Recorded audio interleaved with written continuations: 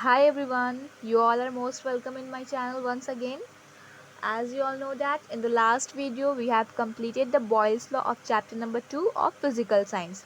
If you have not seen that video, please watch that video. You will get the link of last video in the description box.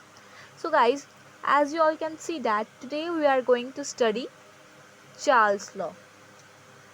Um, Charles' law is proposed by a famous French physicist, Jacques Charles, who observed that at constant pressure, the expansion of the volume of different gases was the same for equal rise in temperature. Charles' law is generally related to volume and temperature. So let us see what is Charles' law and what it states. Charles' law states that at constant pressure, the volume of a given mass of a gas is increased or decreased by 1 by 273 part of its volume at 0 degree centigrade for each degree rise and fall in temperature. Charles law क्या कहता है कि constant pressure में किसी भी fixed mass of gas का जो volume होता है वो इंक्रीज होता है या डिक्रीज होता है हर डिग्री बढ़ने में या घटने में उसका वॉल्यूम इंक्रीज़ होता है। कैसे इंक्रीज़ होता है? उसका इनिशियल वॉल्यूम जितना होगा फाइनल वॉल्यूम हर डिग्री का राइज और फॉल इन टेम्परेचर में 1/273 पार्ट उसका इंक्रीज़ होगा। यानी अगर प्रेशर को कांस्टेंट रखते हैं तो किसी भी fixed mass of a gas जो होता है वो इंक्रीज़ करेगा या डिक्रीज़ करेगा अपना volume 1/273 part of it's initial volume, यानी उसका पहले जितना जो वॉल्यूम था उससे 1/273 पार्ट या तो वो इंक्रीज़ करेगा या तो डिक्रीज़ करेगा। ये डिपेंड करता है उसका टेम्परेचर में। अगर टेम्परेचर 1 डिग्री बढ़ा तो उसका वॉल्यूम जो है 1/273 पार्ट इंक्रीज़ होगा इनिशियल वॉल्यूम से। अगर 1 डिग्री फॉल हुआ तो उसका वॉल्यूम जो है 1/273 part of it's initial volume से फाइनल वॉल्यूम जो वो कम हो जाएगा। सो गाइस फिर से देखो, ध्यान से देखो। At constant pressure the volume of a given mass of a gas is increased or decreased by 1/273 part of its volume at 0 degree centigrade for each degree rise and fall in temperature. So guys, इसमें constant क्या है? ये Charles law किससे relate करता है? Volume and temperature से ये relate करता है। कब? जब इसका प्रेशर एंड मास जो है वो क्या रहे? कांस्टेंट रहे। क्या रहे? कांस्टेंट रहे। तो चार्ल्स लॉ बेसिकली किससे रिलेट करता है? वॉल्यूम एंड टेम्परेचर से। कब? जब प्रेशर एंड मास उसका कांस्टेंट रहे। ठीक है गाइस, फिर से देखो एक बार।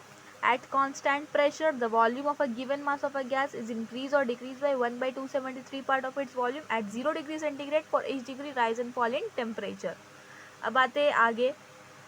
Alternate statement of Charles law. Charles law का ऑल्टरनेट स्टेटमेंट क्या है? एग्जाम में you can write either this one or this one, both will be right. Okay guys, so what is alternate statement of Charles law? At constant pressure the volume of a given mass of a gas is directly proportional to its absolute temperature.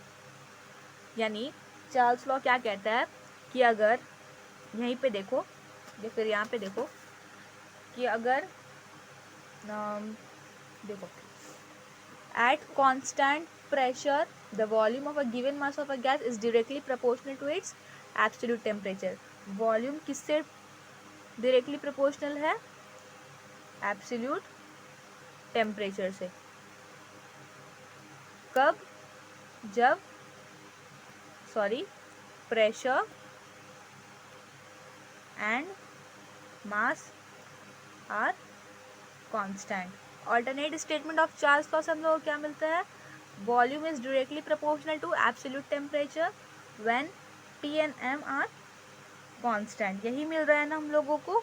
तो अब आप लोगों के दिमाग में एक question आएगा कि यहाँ पे तो लिखा हुआ है at constant pressure the volume of a given mass of a gas is directly proportional to its absolute temperature. अब एब्सोल्यूट टेम्परेचर क्या होता है? सो गाइज, एब्सोल्यूट टेम्परेचर, जब हम लोग टेम्परेचर को केल्विन स्केल में मेज़र करते हैं।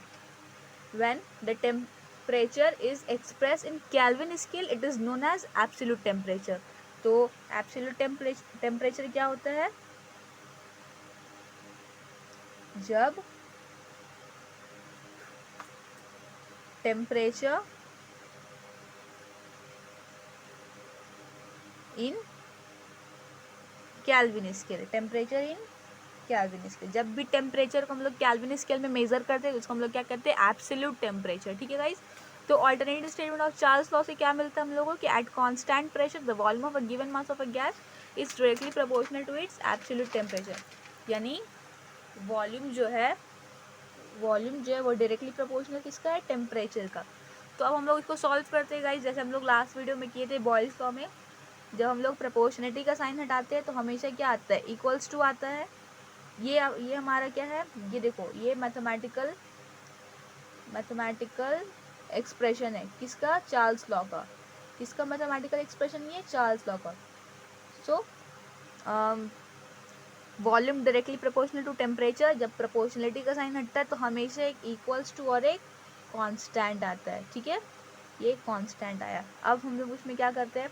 क्रॉस मल्टीप्लाई करेंगे अगर, तो ये ऐसे आ जाएगा v/t इज इक्वल्स टू के। v/t इज इक्वल्स टू के। ठीक है गाइस, रुक जाओ, यहाँ पे थोड़ा मिस्टेक हो गया। मिस्टेक नहीं हुआ, यहाँ पे हम लोग को टेम्परेचर को किसमें करना है? कैपिटल टी से हम लोग रिप्रेजेंट करते हैं। ठीक है गाइस, और v इज इक्वल्स टू क्या हो गया? के टी हो गया। ठीक है, और v/t इज इक्वल्स टू क्या हो गया? कांस्टेंट। ठीक है, ये हो गया हम लोगों का mathematical expression of Charles law. तो ये वाला इक्वेशन से हम लोगों को क्या मिलता है?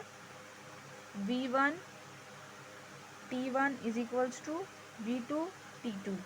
तो ये जो इक्वेशन कहाँ से आया हम लोगों का? ये हो गया चार्ल्स लॉ का इक्वेशन। ये बहुत ही इंपॉर्टेंट इक्वेशन है गाइस, इसको भी आप लोग स्टार मार्क कर अच्छे से लिख लो। इससे भी रिलेटेड हम लोग न्यूमेरिकल सॉल्व करेंगे। तो ये क्या हो गया? हम लोग पहले क्या पढ़े? थ्योरी पढ़े चार्ल्स लॉ का। At constant pressure the volume of a given mass of a gas is increase और decrease by 1/273 part of its volume at 0 degree centigrade for each degree rise और फॉल इन टेम्परेचर। मतलब अगर pressure को constant रखेंगे तो किसी भी fixed mass of gas का जो वॉल्यूम है वो इंक्रीज या डिक्रीज करेगा अपना इनिशियल वॉल्यूम से 1/273 पार्ट। इनिशियल वॉल्यूम जो रहेगा उसका 1/273 पार्ट इंक्रीज करेगा कब?